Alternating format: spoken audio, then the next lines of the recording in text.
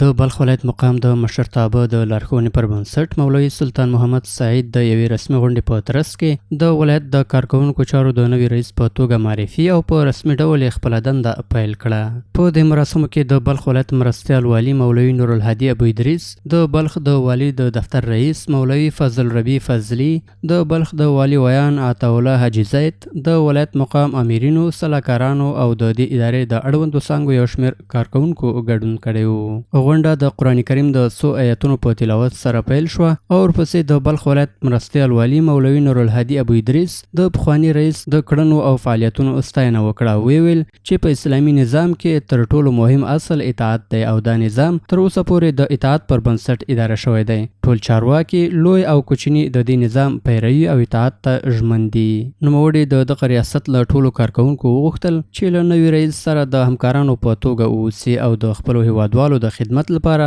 په صادقانه توګه هڅې وکړي. هغه د خپل وینا په ترڅ کې دا هم وویل چې د اسلامي امارت ټولو مجاهدینو ته مسؤلیت د یو امانت په توګه ورسپارل شوی دی او لکه څنګه چې دوی په سنګرونو کې د خپلو مشرانو اطاعت کاوه، اوس باید د خپل مسؤلیت په چوکاټ کې د هیواد د خلکو لپاره په رښتوني توګه کار وکړي. په پای کې مولوي سلطان محمد سعید د بلخ ولایت د سیمهییزو چارواکو لخوا د کارکوونکو چارو د نوي رئیس په توګه په رسمي ډول معرفي شو او په دنده کې د لا بریالیتوب دعاوې ورته وشوې.